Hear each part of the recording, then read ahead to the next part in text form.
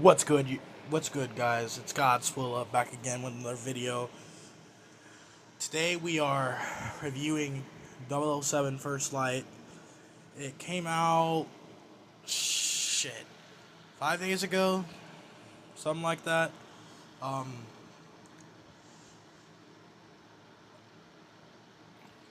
um, and I got to play it 24 hours early because I pre-ordered it, but that's besides the point. I must preface this: I am a big James Bond guy. I love the character. I love everything about it. So when they announced this game, I was like, "Oh shit, okay," and I couldn't wait to play it. So I had to cop it. I played it, and I was pleasantly surprised. This was made by the people who made Hitman. I never played the Hitman games, but I heard they're really good.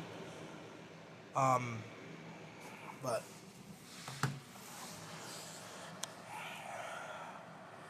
but this takes a different route. You don't see very many James Bond origin stories. You don't really see any of that. You see him at least he's at least a few years into being 007. But this is straight before he becomes 007. So I felt that concept in and of itself, you could do so much with it, and they did. Um, this James Bond, he's similar to all the others, but obviously he's younger, and he, as the description states, he makes reckless decisions that often get him into trouble. But yeah, like it. This game,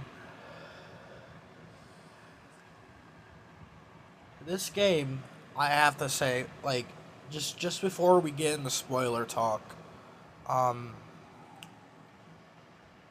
this game is great.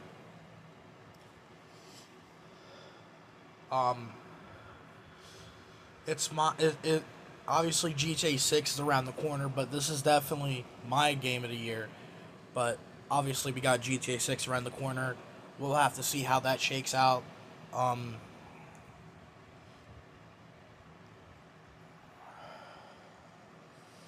but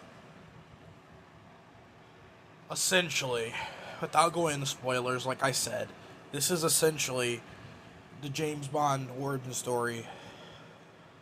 Um, and first of all, I have to say the mechanics of the game, love them, love them. I I love the combat. I love the shooting, obviously. I like the stealth sections. The stealth sections are probably my favorite part of the game. As as in most games, stealth sections are my favorite part. But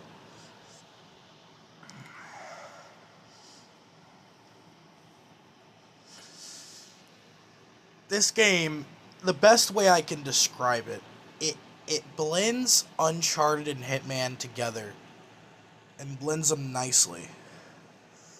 So it's like, yeah, like that's the best way I can describe the gameplay. Um, it blends Uncharted and Hitman together seamlessly, and it works. It works perfectly. It. I honestly think that this is probably my favorite James Bond game. Um, it might be recency bias talking, but most of the previous James Bond games I played, they were really solely based off the movies, and I mean, they weren't horrible per se. It's just you can't really like when you watch the movie, you're pretty much playing the movie. So it's like there's nothing that's gonna be like unpredictable, in a way. So it's like so it's like doesn't necessarily make them bad. No, I still think the the older James Bond games are really good, but this one's probably my favorite. But all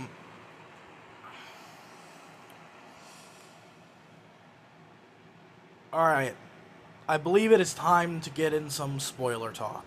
Now, obviously, this game just came out. It's not even a week old. So, if y'all don't want to be spoiled of this game, click off the video now. Because I have really good concepts that I need to talk about that this game has. So, first of all, we start out. James Bond isn't part of MI6 at first. He's actually part of a military. He's part of the military, and his ship, his fucking plane gets shot down, and he has to fend for himself, trying to escape the plane crash. And and the fact that it's just this beginning set piece, the fact that's how it begins the game, I was like, wow, great. You instantly get introduced into the stealth mechanics, the climbing mechanics, pretty much the whole shebang. Um,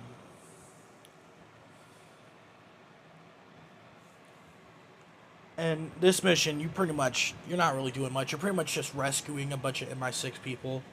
Um, you end the mission by blowing up the base after saving the MI6 people. And that's when the great opening sequence, like James Bond's opening sequence, 007, whatever you want to call it, their sequences have always been on point. And this obviously does not, it doesn't stray from being on point like it usually is. Um, Opening set piece is great. Um, so essentially, for the first act of this game, I would say you're training to you're training in MI6 with a bunch of other recruits too. And you essentially learn how to properly fight, how to shoot guns, all that stuff. Just the basics of, MI6 and being an agent. Um I found that pretty cool. This is also probably a good time to mention that they have a simulation levels that you can do that's outside of the story if you want to perfect your skills of stealth and combat. So I felt that was a nice touch by the devs. Just to give you more. Like, they didn't need to do that, but they decided to do it anyways. But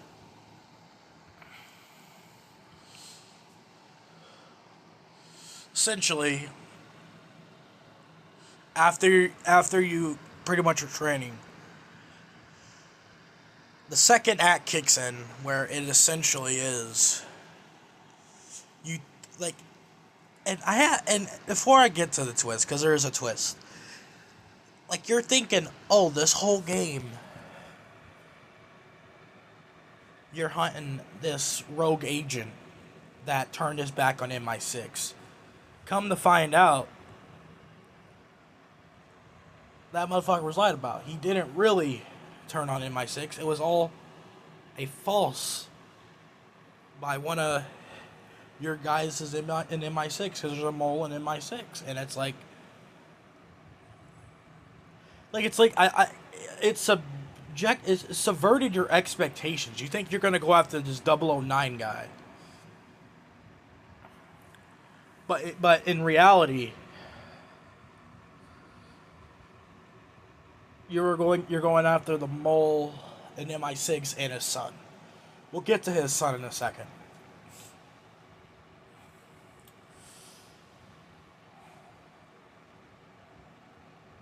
And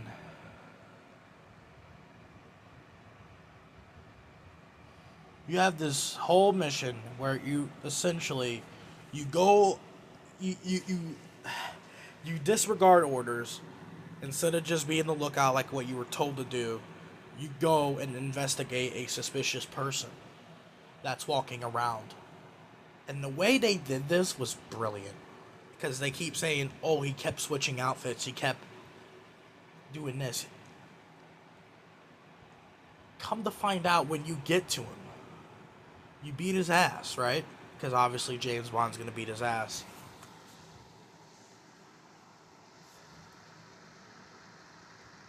Then, all of a sudden, we find out that the person you were chasing this whole time, it wasn't just one of them. It's a pair of twins. So, for the second act, it's mostly you trying to deal with the twins. So, it's kind of the way the little stuff like that like that's a twist I like. So essentially, after the second the pair of twins get back up, you essentially fight both of them, and it's epic, epic.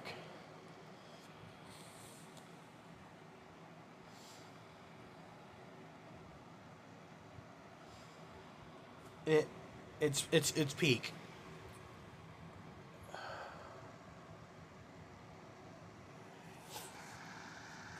Then I'll tell you another important part of the story. Because this is the part where we find out that 009 isn't going to be our big bad of the game. Because, one, James Bond doesn't kill him. We find him dead hiding out on a ship. It was diabolical. I was like, wait, what? Like, I was so set on the notion that he was going to be our villain for the game. Turns out, no, he's dead.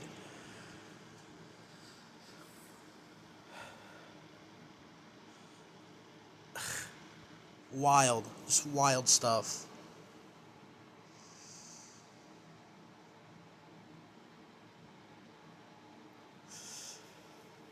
Then we meet the mole of MI6 and his son. They pretty much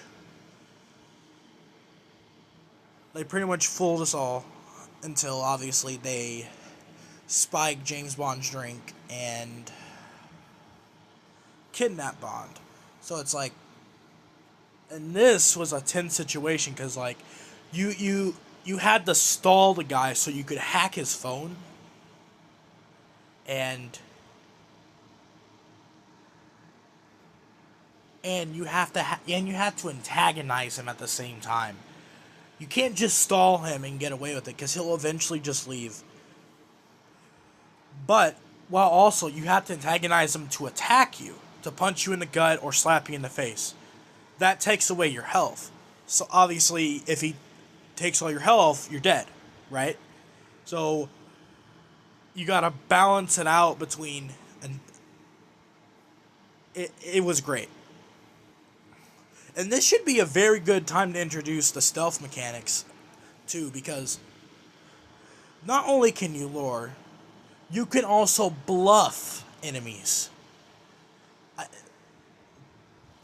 When I first saw that in the game, I was like, oh my goodness, this is peak.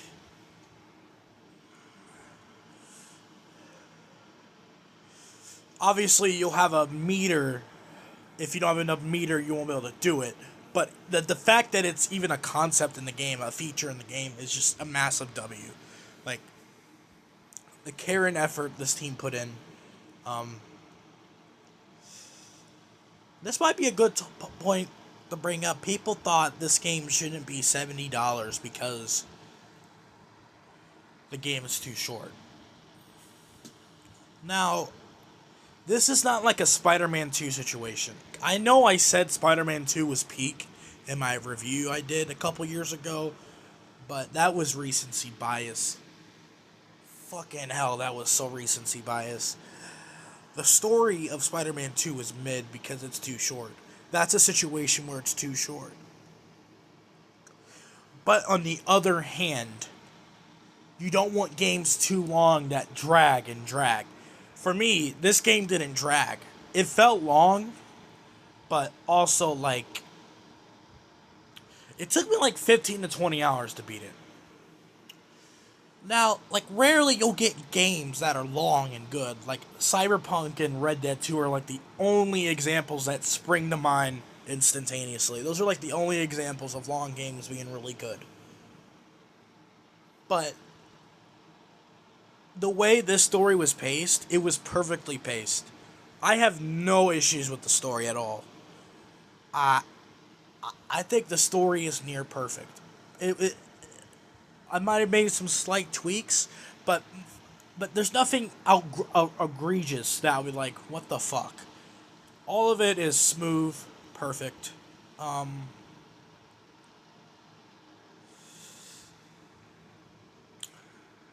then again, I played on the intended difficulty. That's the normal difficulty.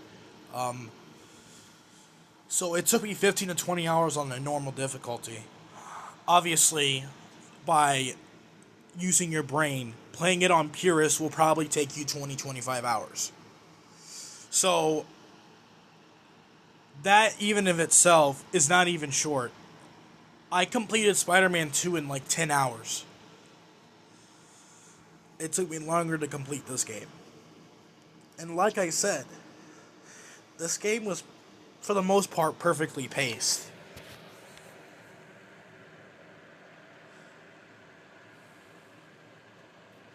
There's a point in this game, right, where you have to shut down being an agent because the mole has so much on us. They have us breaking into his fucking penthouse, whatever you want. I think it's called. It was his penthouse. It was his building, right? And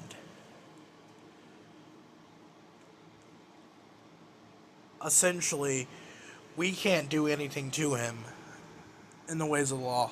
So, so, so for him not to press charges or anything, they would have to suspend being an agent, suspend the double O program, essentially. Obviously, Bond. If you know Bond, he's not gonna let that shit slide. He is not gonna let this shit slide, because M tells him there's nothing we can do. And I I have to preface this. People said this game is woke because you take orders from M, who's a girl. I saw that on Twitter. Like, I was like, this has gotta be rage bait. But then I realized there's actually some stupid motherfuckers that actually think this shit. If you know James Bond, the dynamic between him and M has been a thing forever. Ever. It's woke? Brother. That no. No. It is not woke. Brother. These motherfuckers never played a James Bond game or watched a James Bond movie. Like, it just befuddled me. It befuddled me. But that's besides the point. So essentially, you actually temporarily leave MI6 and become a rogue agent. And you team up with this girl that you've met before many times. And from what I'm getting, like, I saw a really good, like, thing on Twitter. Surprisingly, I saw something good on Twitter. They were like, it was given a Selena Kyle and Bruce Wayne Batman vibes. And when I sat there and really thought about it, I was like, wow. They are so right. because there is romantic tension between Bond and this girl. So it's like, after playing the game and seeing that, I was like, they're spot on. So, with that being said, she leaves out details, or well, not leaves out details. She pretty much just lies to you to do this mission with her, and in this mission, she says until you complete your task, to not kill the mole. Obviously, she lies and kills the mole. And like he had a thing to where like if his heart stops beating, it will like send a bunch of incriminating evidence about MI6 to the law or whatever. It will just leak out incriminating info. So it's like he can't die. But this girl obviously doesn't care. So Bond now has to stop her from collecting or getting away. He does. And he actually accepts his fate and gets put in a cell in MI6. Him and her. And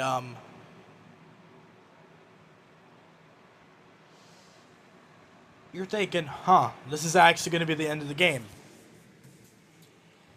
Come to find out, there's been a breach in MI6 and people have broken in. Who broke in, you ask? The mole's son and his goons. So earlier, you actually fought him. And when you dropped a bunch of poles, it reminded me of Freddy versus Jason when fucking Freddy dropped a whole bunch of like pipes and stuff on the Jason. That's the best way I could describe it. He drops a bunch of pipes on the sun, and you're thinking, oh man, that dude's deader than a fucking doornail. Come to find out, this motherfucker's back and he's stronger than ever. He takes a fucking it's like a fucking serum. It just makes him have very good enhanced strength and senses and stuff. You can't fight him head on. That's what I'm trying to say. So, wow. It's essential.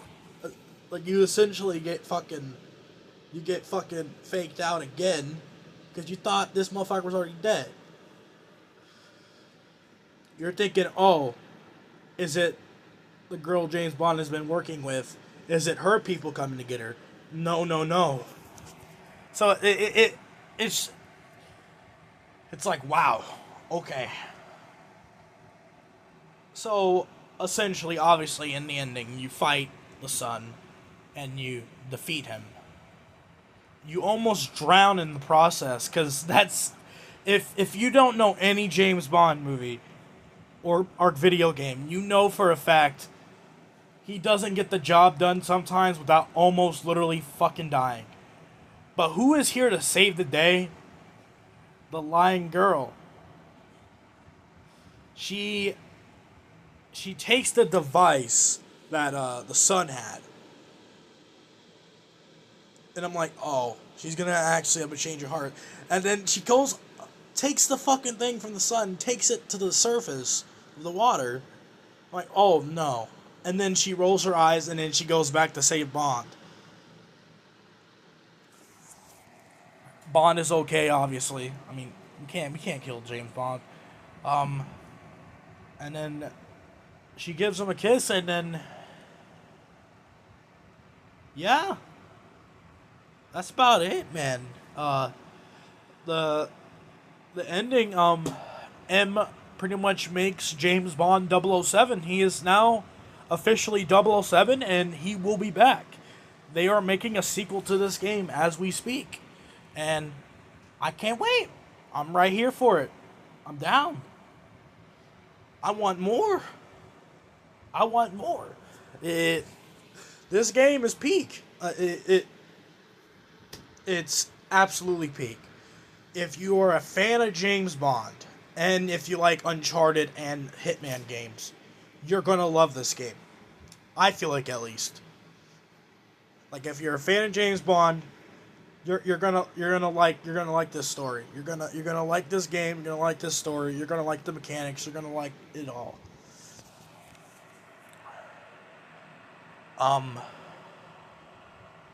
What would I rate this game? I'm gonna give this game a 9 out of 10. I think it's really, really good. I'm gonna not go too crazy and say it's a 10 out of 10. There's like some slight issues I have with it. But they're not massive to where it's like it's gonna drag the whole game down. I think this game is a masterpiece. It's that like it's not perfect, but it is a masterpiece. It you, you just need to play it to understand what I'm talking about. And with that being said, that's it, guys. Um, what do I got planned for the next month? I might make some videos in the month of June, but then again, it is my birthday month, so I might be just too busy focusing on myself. I will definitely have a video out. Definitely after the Spider-Man movie comes out.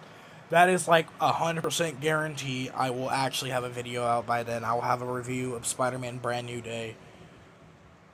But other than that, I don't really know my upload schedule. But